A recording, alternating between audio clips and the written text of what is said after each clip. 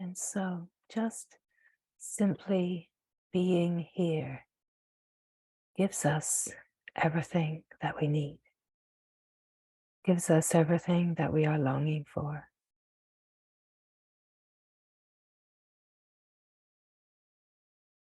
It is only necessary to know yourself in order for all questions to be answered and for freedom to be known.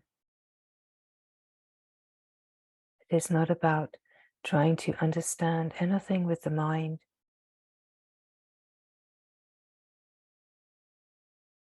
or imagining that anything that the mind can understand gives us anything useful.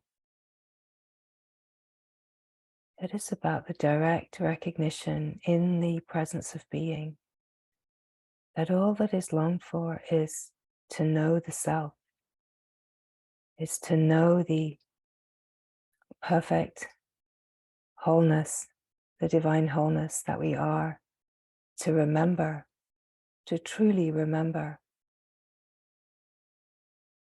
what we are.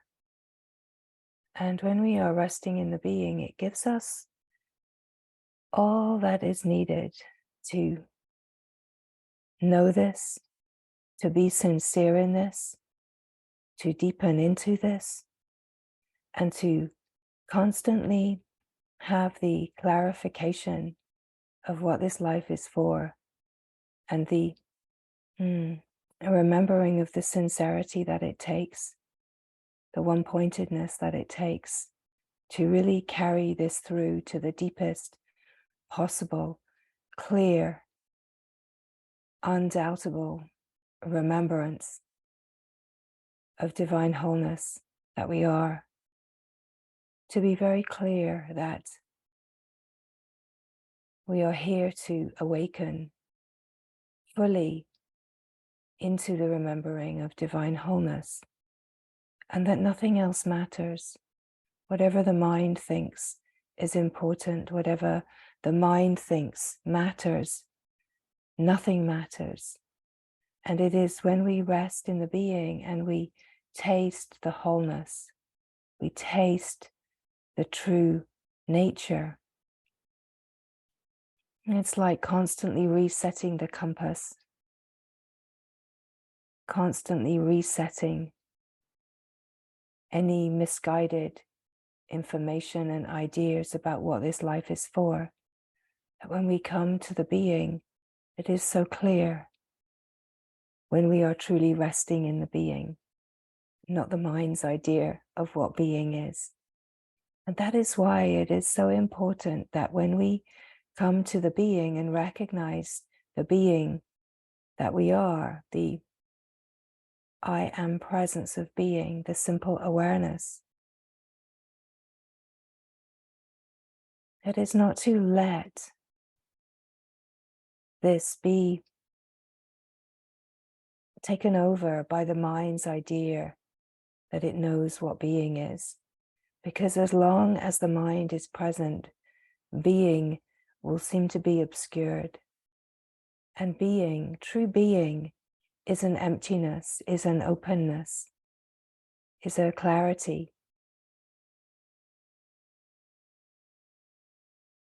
Where the focus of attention is fully upon just simply being. There is no question about who you are, what you are, that the resting in the being is its own clarity. It brings the remembering of sincerity, and it resets this compass to remember what this life is for. Remember who you are.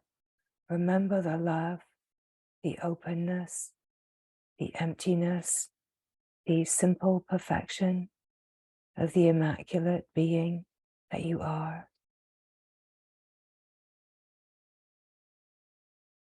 It can be such a habit to be distracted by the mind and the moving, changing. But here in the being, we can clarify that what is true What is real is not the moving, changing. What is real and true is the simple being that just is, and that the moving, changing offers just this graced opportunity to keep watching and transmuting everything that tries to masquerade as something important and relevant, and to see through the irrelevance, the illusion and delusion of the mind. That the invitation of grace is to face everything and deny nothing, to face it all, but not by being identified with the story and identified with the ideas that we have to process and work our way through in the psychological functioning, but the recognition that the only way to see through the constant pull of the mind consciousness and the moving, changing, the only way is to be still and to watch it and to not be pulled in, and that it takes a certain vigilance wrapped up with courage and a clear pointing, one-pointedness to what is true and what is deeply longed for, in order to not keep following the mind's meanderings and distractions and conditionings. That there is such an easy ability to fall into the trap of the mind and believing the mind and believing whatever the mind says and just going along with it and being in a constant flow of mind chatter about me and my life, identified as the me. But what this invitation of grace is calling for is to be the being, to be the presence of being that is simply aware of the movie of life and the moving, changing, and to stay vigilant in the knowing that you are not the moving, changing, and as the presence of being that you are independent and clear and open, receiving everything that is playing, but not disturbed in any way by anything that is happening. And so there has to be this vigilance that comes with a maturing, that does not say yes to believe the mind and get caught up, but can be aware and see the mind consciousness and the habitual patterns to protect. And in the seeing of it, can say, no, I don't believe that. That's not true. That can see that is the mind. And to notice how you feel when you believe the story, the narrative the mind offers, and how easy it is for the pain body to get activated and to be pulled in.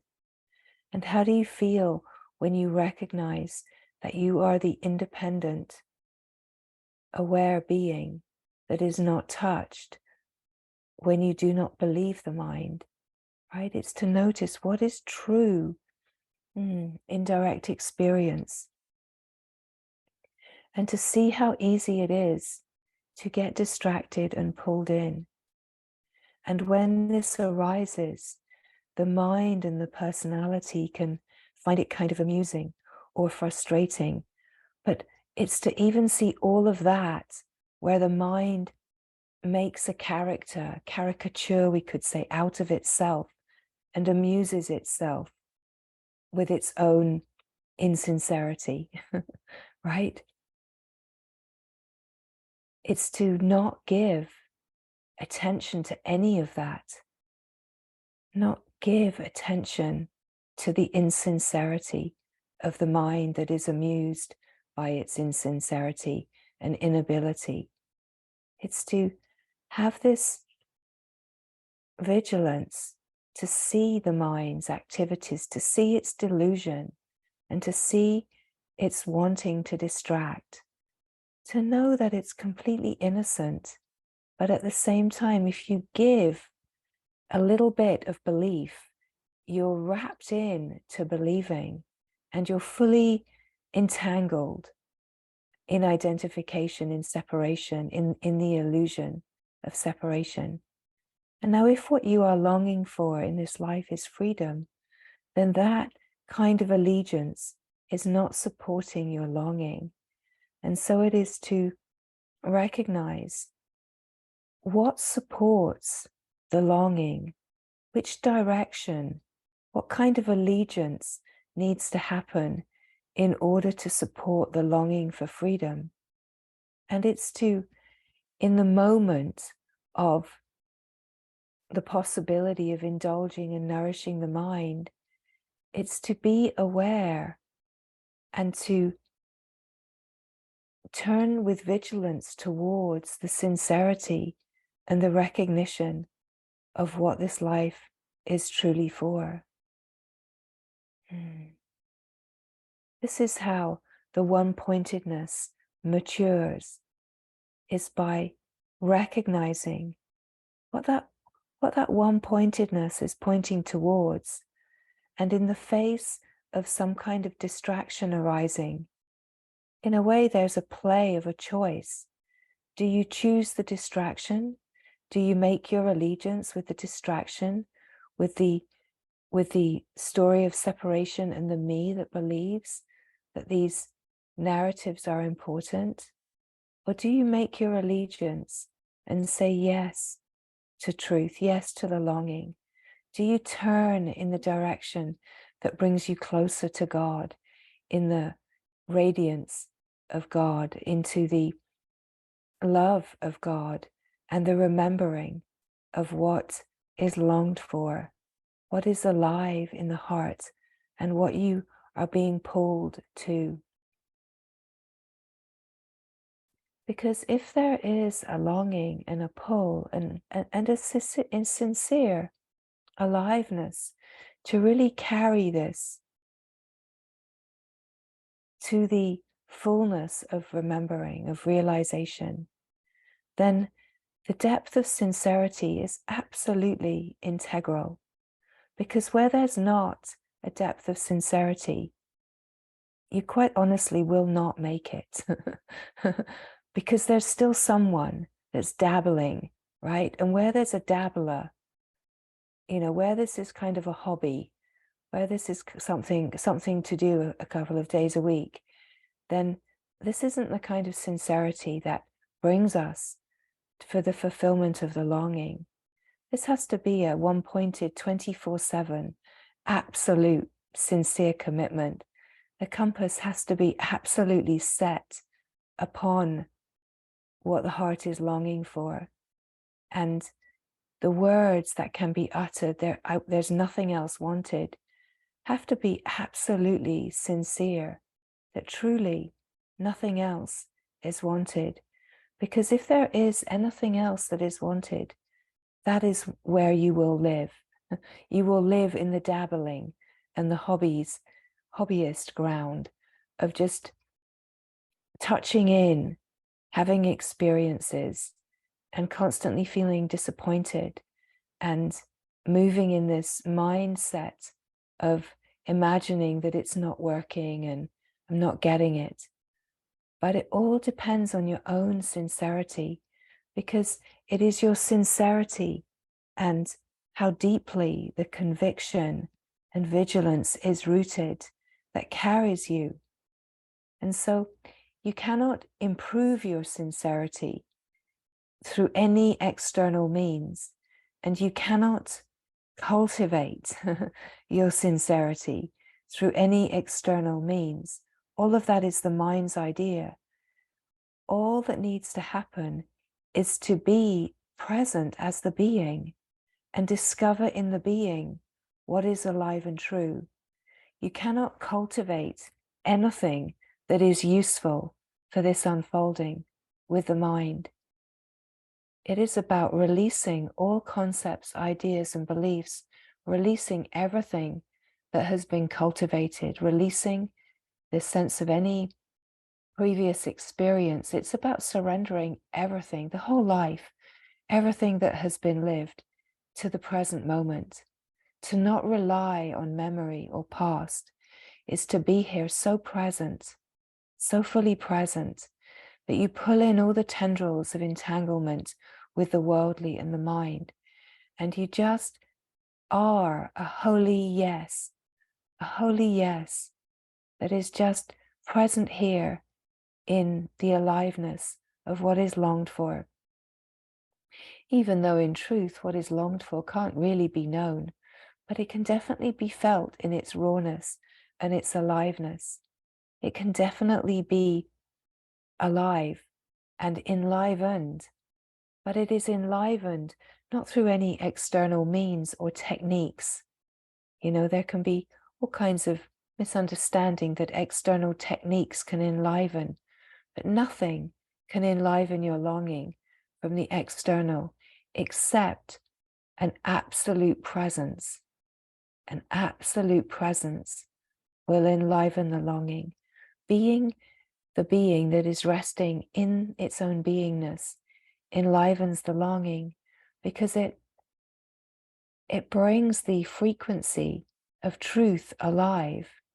So to come to the stillness, the silence of being, is what enlivens the silence of being and the remembering, because it's through resting in and as yourself that the remembering comes alive and deepens, right?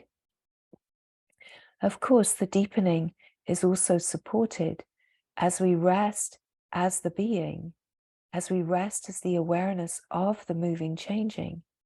The deepening is also supported when we can be still and aware and receptive of the play, of the moving, changing, without identifying with the stories and happenings, but really allow the feelings and sensations and transmutation of everything that's alive in the nervous system to be surfaced, met, released. And that release is the letting go of it, that we don't dwell in the story of it.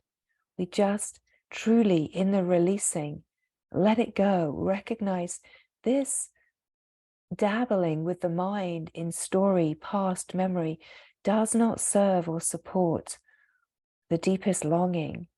And so the releasing has to be a depthful releasing that truly lets go, truly does not dwell in the past and memory, and does not continue to reference past and memory.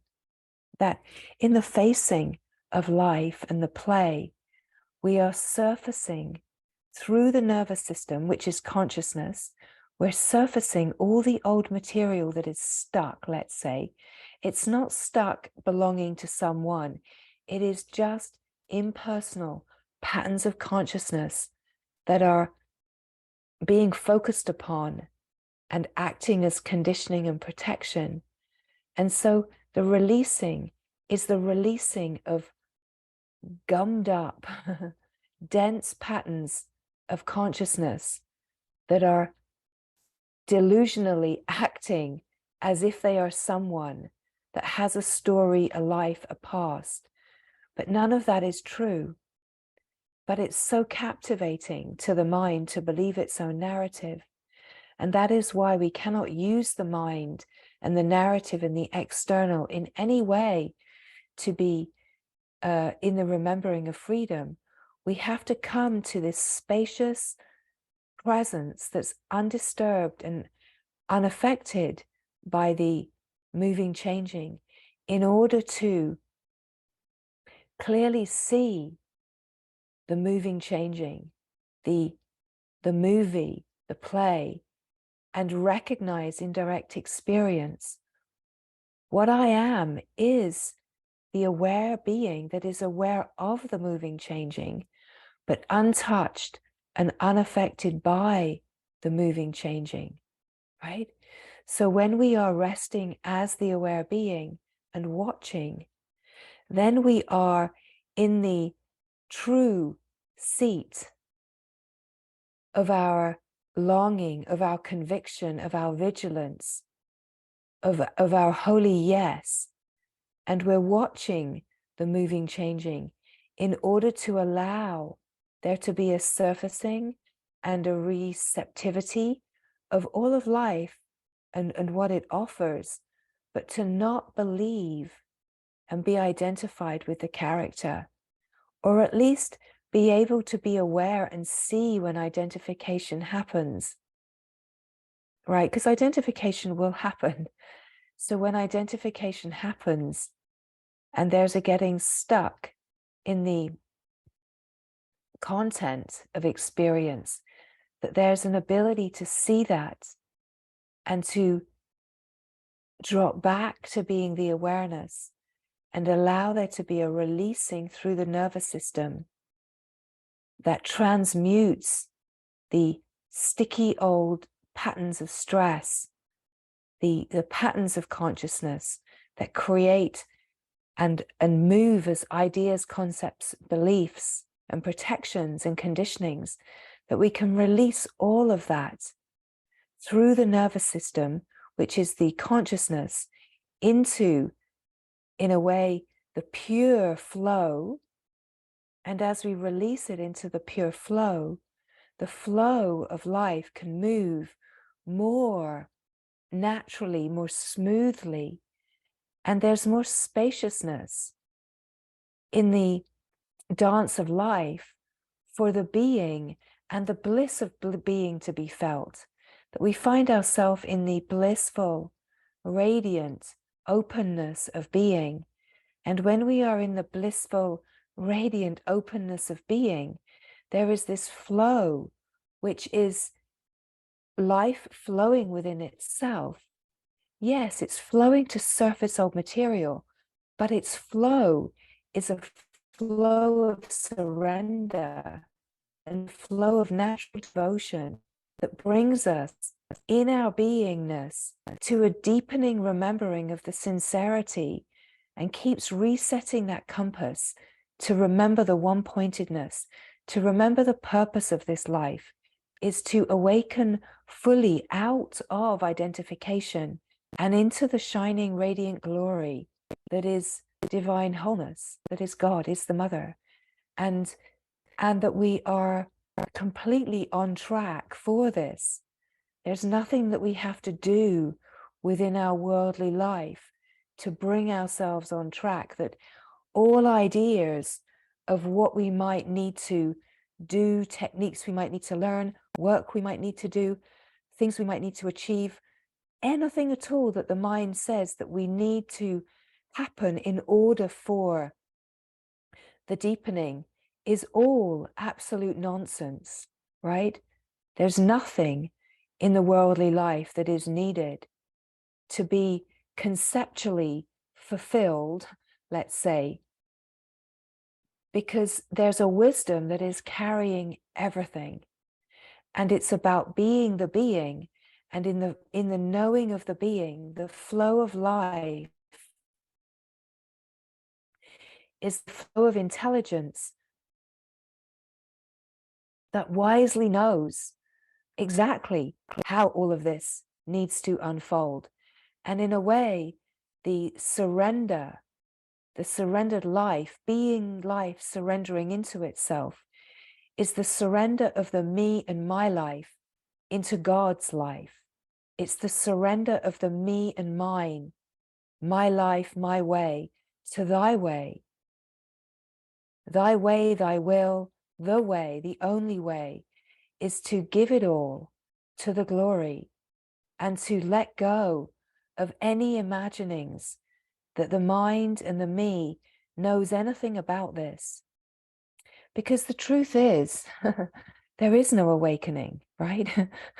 The truth is, there is no enlightenment. All of that is myth of the mind, right? It's all in the dream. It's all the dream. And we are awakening fully out of the dream.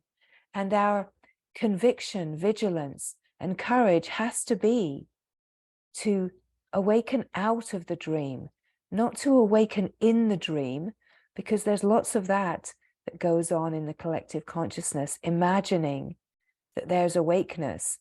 But being awake in the dream is not freedom. It's not the remembering of perfection. It's not the remembering of being that which is already liberated, let's say. It's not the moksha, right? The truth is that we already are. The true nature is living light, living awakeness, living liberated flow of devoted surrender that's divine wholeness, right? It's already here. It already is. And you already are one, absolutely, with that. And this whole unfolding is about remembering the absolute fullness and perfection and divine wholeness, and seeing through everything that acts as an obscuration. And the glory is that we have this possibility in our gathering to deepen by courageously bringing forward the places that seem to be obscured and stuck, and to illuminate and transmute everything that seems to be an obscuration. And so the illumined remembering can shine its radiance, right? This is about shining the radiance. This is about living the bliss of being, the bliss of being that you are, right? It's the naturalness and the truth of what we are, of what is. Before we imagined that we have become someone that has a life and a story. And of course, the mind imagines that it doesn't really want to let go of its life and its story, because there are beautiful parts, and in a way there can be an addiction to the struggle, addiction to that idea that there's something missing, and I'll keep working to find the missing piece. Being a seeker is the habit of the human condition to be addicted to the lack, to the sense of lack. And the human condition that is addicted to a sense of lack loves being a seeker and actually doesn't want to awaken out of the dream, because that familiar sense of lack and being a victim is actually quite nourishing in a way. Even the misery is somehow a comfort because it's familiar. And so we have to have such courage and conviction and vigilance to follow the depthful longing, to find out what the truth of this life is really all about, so that we can move through the habit to be addicted to the narrative, the story, and the parts of me in my life that I kind of like. Because the glory is that what life is, what true living is, what life is living itself in utter freedom, has a lot of familiarity with my life, with the sense of my life. And yet it's more glorious and free and blissful than the me could ever imagine, because it's missing the suffering. It's missing the misery. It's missing the sense of lack. And it's a completely free, blissful flow of abundant, divine gorgeousness. But we have to be ready for so much gorgeousness, right? But we can't make ourselves ready. The maturing is natural. The maturing is natural. And the maturing is about resting in the gorgeousness and feeling the aliveness and the beauty of what we are in truth, and feeling the compelling pull of the momentum of the flow of attraction, the flow of the divine into itself. Really, the flow of divine attraction is the felt sense of the love of God. And it doesn't matter if it feels like, I love God and I just want to be one with God, or you're feeling the love of God. God loves you. It doesn't matter which way it seems, because there is no way, there is no sides to the love of God. And the flow of divine attraction is being one in the flow of the love of God, the love of truth, the love of freedom, the love of divinity, the love of innocence, the love of joyful, supreme felicity, right? We don't need to worry about the words or get stuck on any words. What we are opening to is the remembering of a perfect, unconditional, glorious love that is a radiant shining, and that we are this, and we are being carried into this. And the way that we mature and surrender and into devotion and purify is through being the being. We don't purify through the mind's ideas of purification. We purify through being the being that just is. And we discover the sincerity and the one-pointedness, where the compass only has one true setting, right? It's a little bit like a true north, right? We find that true north. We find that no other setting has any other relevance. If what we are longing for is God, then we set the compass for the glory of God. We set the compass for the glory of God, and we do not get distracted by, well, maybe with this, or maybe that, or what about this? We don't get distracted. We just set the compass, and so the one-pointedness can mature and grow in its sincerity. And all of these stragglers, all of the straggly threads can be honed so that that one-pointedness is absolute, right? Because that's what we really want. That's what is really longed for. And what sublime greatness is it to be aligned with what we are truly longing for, to actually feel on purpose, right? So much of this human life can be wondering, well, what's my purpose? Where do I fit in? Where do I belong? What's my dharma? Wanting to give meaning to my life. But when we hand the life over, we find meaning, we find purpose, we find belonging, because it's never in the me. The me will never, ever find that kind of fulfillment, the sense of being chosen or being special or discovered or being heard or being seen. It's like we have to surrender all of that and see ourselves, hear yourself, meet yourself, be here so fully for every fiber of yourself, to meet everything and deny nothing, to be absolutely responsible for the appearance of creation, because it's being created out of your consciousness in order to mature and surface the sticky, discordant patterns that play as me and my life with concepts, beliefs, and ideas and protections. We're surfacing and melting, transmuting all of those discordant patterns through maturing and holding a one-pointedness.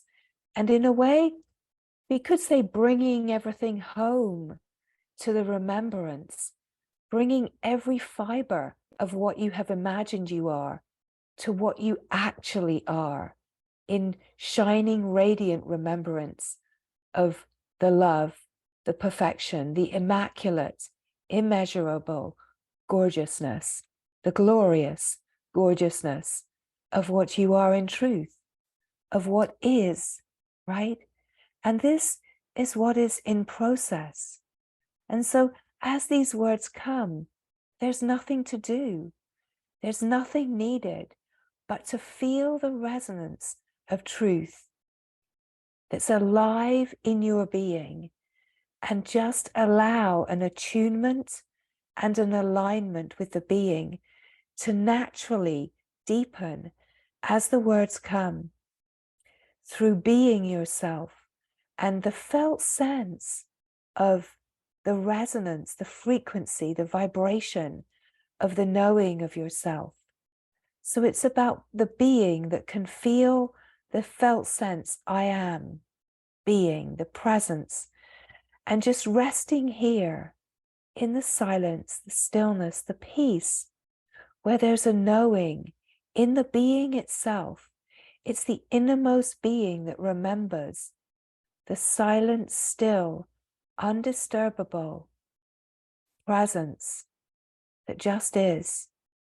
And here, this is where it all begins. This is where it all really opens, right? And what we mean by where it all begins, we also mean it's where it all ends, right? It's about, this is where fulfillment is. This is where openness is, right? It's that when we open, openness is here. It's like opening to your own openness. And then it's about being. There's nothing to do. It's the end of doership and just being. Now, doing happens, actions happen, life lives itself. But it does that rather finely and in quite an accomplished way, without the support of an overlay of a mind that thinks it is controlling and organizing everything. Life knows how to live itself, and it is so fulfilled naturally in the living of itself. And that natural fulfillment is so wholesome that it starts to really bring a sense in the sense of the lived life, that whatever happens is holistic perfection, that the beauty and the bliss of being and the gorgeousness and the radiance of the wide open heart, and just recognizing how this starts to permeate and come alive as it opens up the shadowlands, illuminates the shadowlands and surfaces and releases, and that there's just a sense of more beauty and radiance in the life, more freedom that's being lived. But this all-inclusiveness also recognizes the glory of whatever even feels a little hard or intense as an opportunity to meet whatever is surfacing.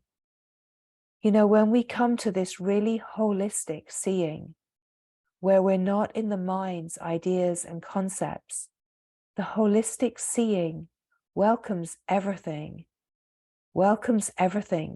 with a depthful responsibility that aligns with the divine, that says there's only one, so whatever is happening is the divine.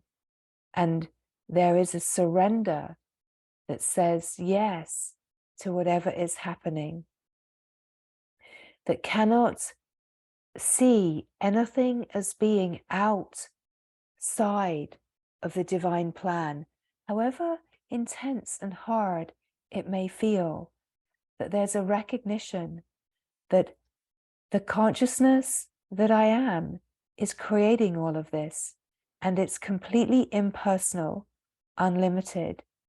And the power that comes from being aligned with full responsibility is not an empowerment that the mind might sometimes be looking for, but it's a true empowerment because it's an alignment with being the power of the consciousness that's creating everything, and taking complete responsibility that somehow whatever is being created is consciousness creating exactly what it needs in order to meet itself experience itself, face itself, and know itself in the light, in the illumined radiance of wide open receptivity, right?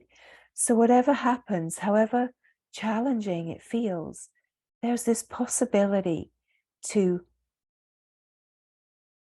surrender through whatever happens.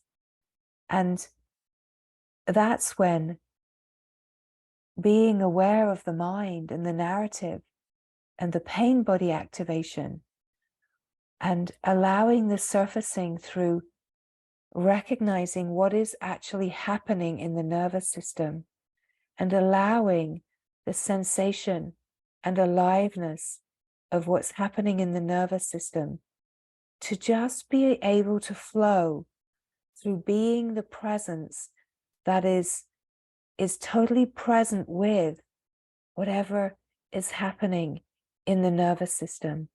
And this is what allows the movement of the stresses to naturally flow and life to live itself unrestricted and fully open. And it transmutes the old stresses and the attachment to past and memory and constantly accessing memory and past as a contextual referencing that constantly happens through the mind, and coming to this depthful freedom from that, to realize, who are you right now, without a thought, without accessing memory, without evaluating this moment, and without accessing past? Who are you right now? What are you right now? And how do you feel being whatever you are without the mind, the past, the memory, and the evaluation? How do you feel right now being yourself? And it's to notice the beauty and the freedom. Notice the openness, the spaciousness, and in a way, just to notice for yourself with your own languaging, what does it feel like to just be here now, so present, without evaluating or analyzing this moment, just being here, no memory, no past, no future, just now, just this. Because the more that we can naturally, directly access the true essence nature without overlaying and imposing the concepts, beliefs of the personal limitation, we can really start to open to be the impersonal, unlimited flow of life, which is carrying itself naturally and really carrying itself to the remembrance, the remembrance of wholeness, right? So the remembrance of wholeness is here. The glory is here. The gorgeousness of what you are is here. The truth that you are is right here. And so it's about being here and allowing this truth to be recognized, to be lived, to be the direct experience. And what it takes is to really keep clarifying your knowing. And to clarify your knowing is to clarify where this light, this radiant light of your knowing is, to be illumined in your own presence of being, and to recognize your own presence, your own illumined presence of being, to recognize your awakeness, that you're the true awakeness and oneness with the field that is infinite and eternal, to confirm in the being the wideness, the openness that knows only itself, the being that just is. Splendor of the stillness and the silence of being, the deep peace and freedom that is here. We tend to access the flow in the knowing after we have really accessed a deep recognition of being the silent, still being that is ever peaceful and being undisturbed by the moving, changing. And when the being really is aware of itself just being, there's a dawning within the innermost being, within the consciousness itself that just recognizes, oh, consciously, what I am is the pure consciousness that consciously is awake and aware of itself. I'm not the limited patterns of consciousness that I have been identified with and imagining that are personal and limited and bound. What I am is the unlimited impersonal flow of consciousness that is just simply being itself.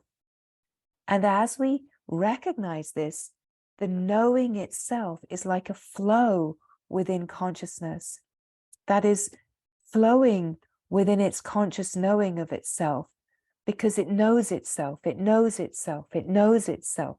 And there's a sense of a flow within itself, of knowing itself and life living itself. And this flow is the potent recognition of the aliveness of the awake field. It's like recognizing the awakeness, recognizing the resonance, the finer frequency of the true essence nature, and attuning to this finer frequency of the flow is the flow that refines and deepens. It's the nourishment. It's like the soma or the nectar that nourishes itself through knowing itself. It's the flow of bliss, of the bliss nectar that's nourishing itself deeply and carrying itself then into the deepening. The deepening requires this nectar to carry itself, in a way, carry itself deeper into itself in order to feel the divine flow, the love of God, the divine attraction, and to keep that one-pointedness and really hone the sincerity, to keep that holy yes alive, right?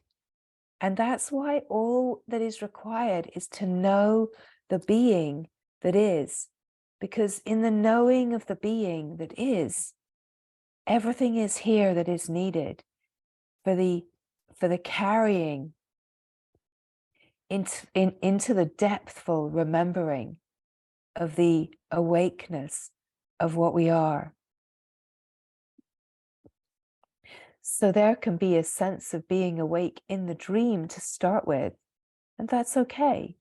But as long as you recognize that you're the dreamer, you're the dreamer that's creating your dream and taking this responsibility for what you are creating.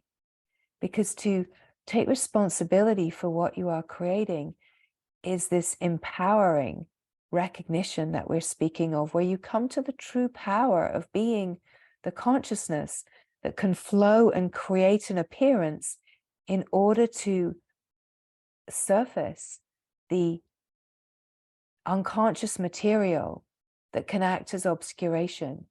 And that as consciousness, you're the impersonal creator of your dream, of your movie, so that you can create an appearance of what needs to be seen and illuminated and transmuted in order to free all of those seeming ties and veils that bind, and realize the clarity and unboundedness of the true being that you are, that is where the flow of the knowing and the flow of life carries itself consciously deeper and deeper, deeper and deeper into more and more of a one-pointed remembering of the glory, of the love of God, of the perfection that is the shining radiance of divine wholeness.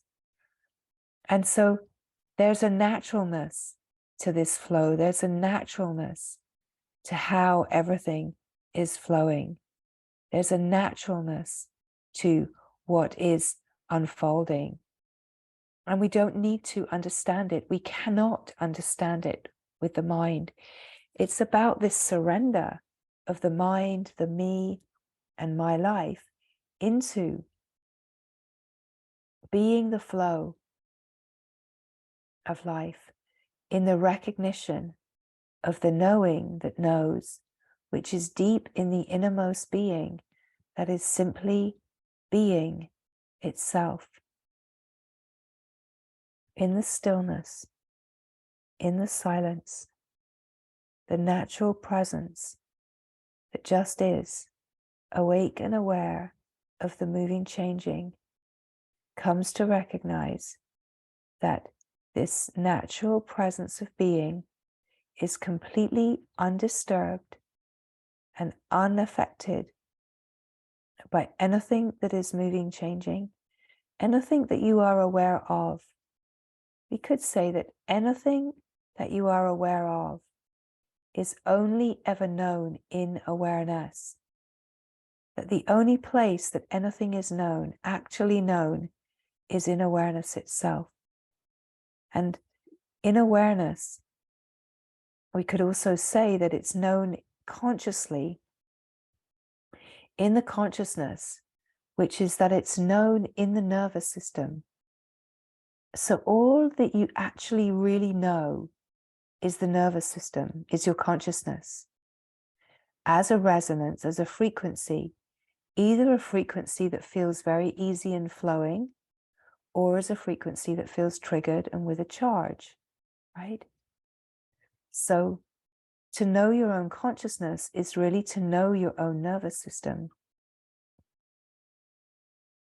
And to come to recognize that the appearance that the mind thinks it knows is completely irrelevant, that it's only the knowing of the nervous system, the consciousness knowing itself, and recognizing its frequency as being either pure and clear and flowing, or where a trigger or a charge is that there's old stress arising, memory being accessed, and a discordance arising, right? That there's a discordance in the nervous system.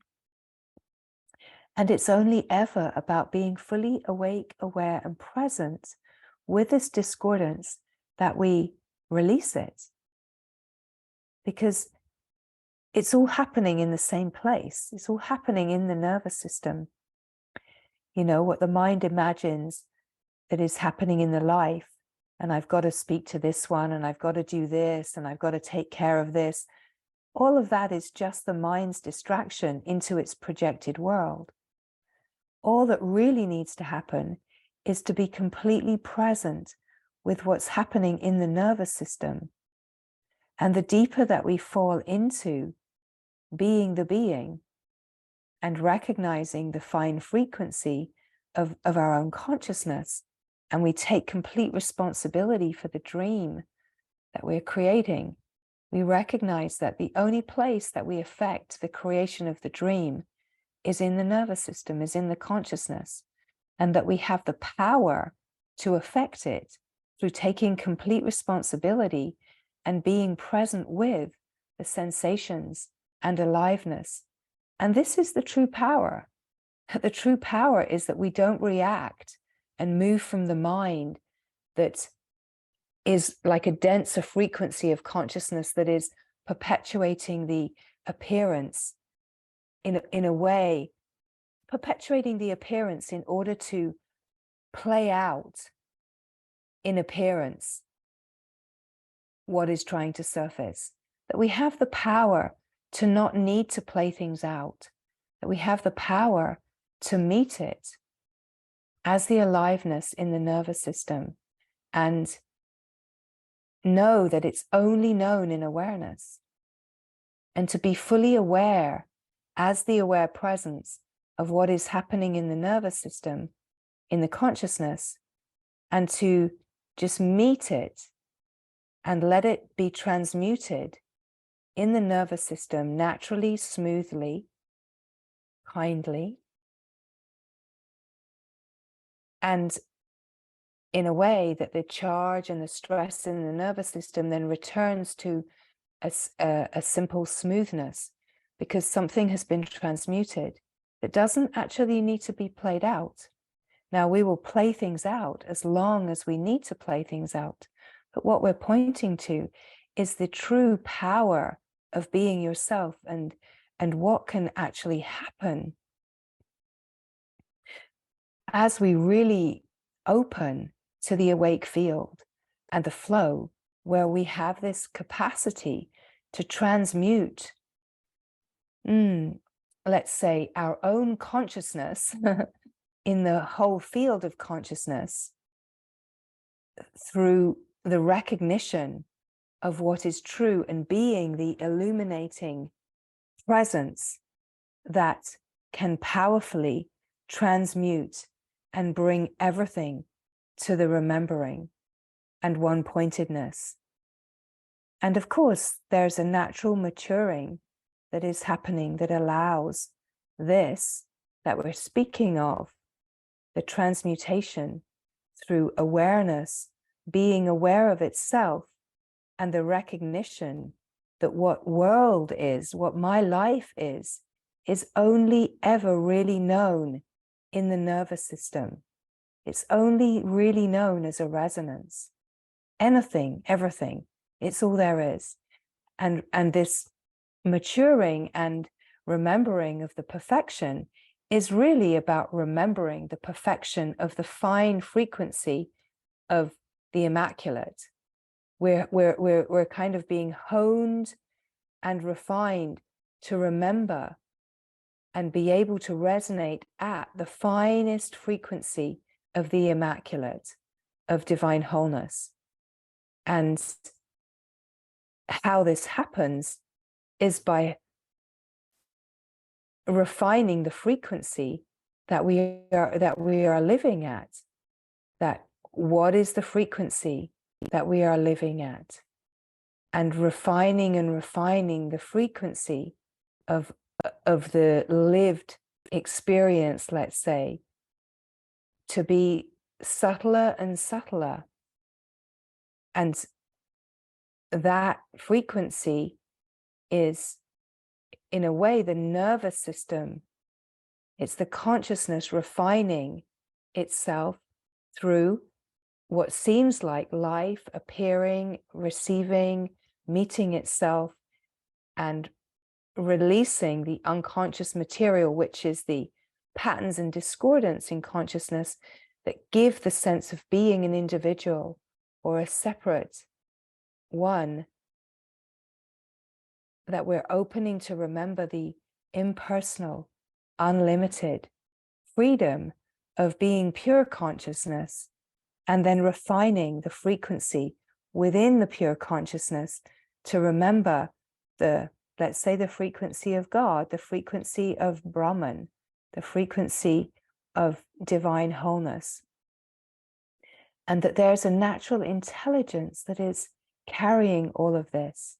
This is why the nervous system is so important, and really coming to recognize what the nervous system is consciousness, right? And that what is true reality is not the appearance of the projected world, but true reality is the frequency of being the being the wide open, awake, infinite, eternal field, and living as life that is utterly free. And then, let's say, the lived experience, it might seem like it has a lot of similarities to the a lived experience of being someone, but free of someone. Life is just living itself and in complete harmony with itself. And of course, in the process of refinement is honing and naturalizing itself. It's bringing itself to the natural remembering of what is true. So this is what we are opening to. And as these words come, it's never about understanding. As the words come, it is about recognizing the resonance, where there's an enlivening of the consciousness that you are remembering itself. And it can seem like it's recognizing and understanding, but of course that true understanding is really the flow of intelligence, intelligently alive and awake to itself. And in that, the consciousness is consciously alive and awake to itself and opening to more of its natural flow. So this is what is unfolding, and it is just through being the being that we come to open to all of this that we are speaking of. And it all happens naturally, with no doer, no me, no techniques, no external influence. It's about being the being and resting as the awake, aware, eternal, infinite one that knows itself and is reveling in the blissful radiance of its own knowing. In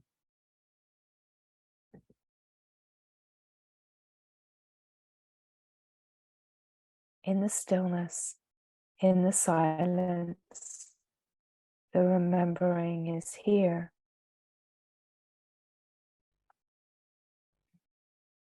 The remembering of being the being that is ever open, ever free emptiness. That when the aware being falls into itself, just being aware of itself, and instead of identifying with the moving, changing landscape, we could say identifying through falling into itself, being awake and aware of itself, just simply being, and that you are this being. This is the being that you have always been.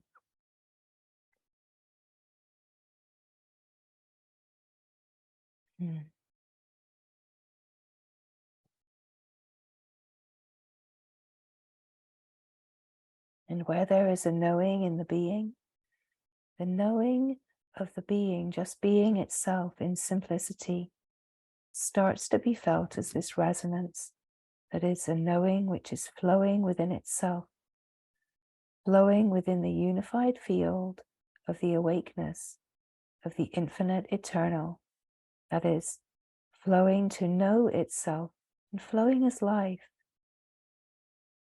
And this is where the natural deepening happens in consciousness itself, where the intelligence is carrying the deepening. You are the impersonal, unlimited, before anything that has been imagined. And this invitation is to open to your own openness and remember the truth of who you are, and to rest here in the simple abidance of being yourself, resting here, being yourself, being awake and aware of yourself, just being here.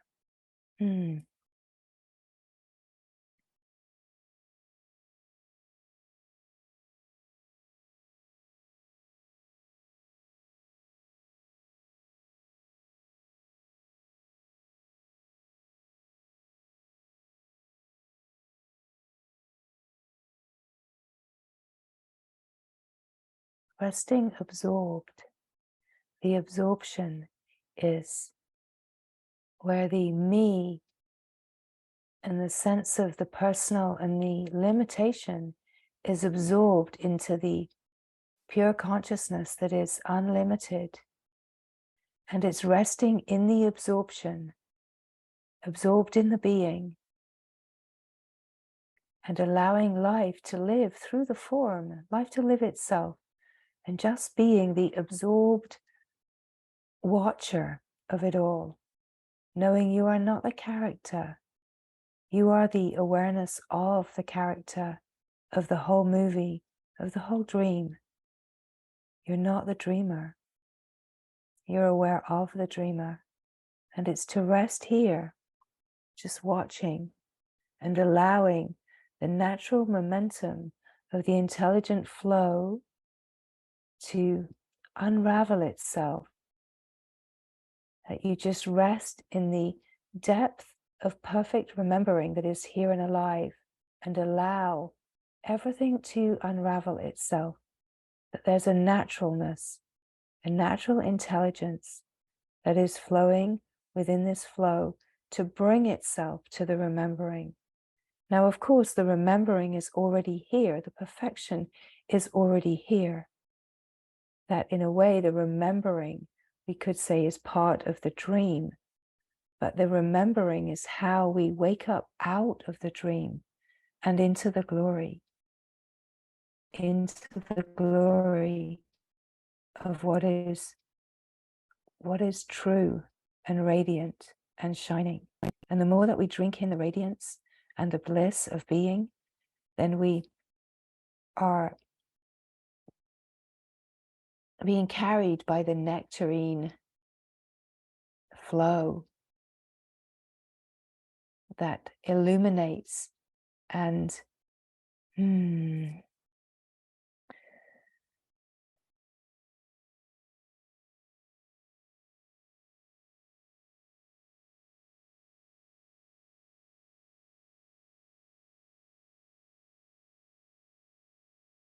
wisely carries itself, intelligently carries itself, smoothly, naturally.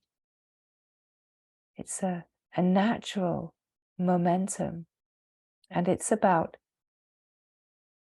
joining the flow of the natural momentum of the divine attraction, falling into the love of God, and the absolute faith, which really is like this intensification of the one-pointedness, of the devotion, of the surrender.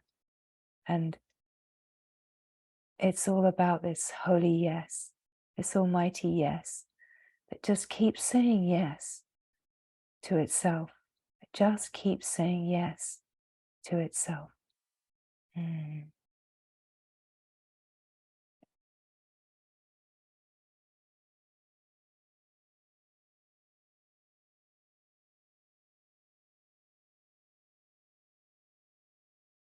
So just resting in the recognition of what is true and alive right now, recognizing the being and the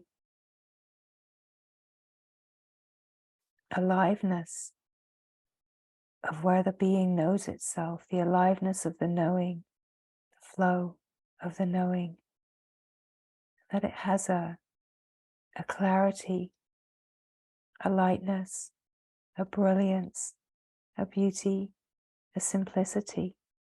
And it's to recognize the resonance that is true and alive at the point that you are, in order to receive the nectarine bliss of what is being remembered.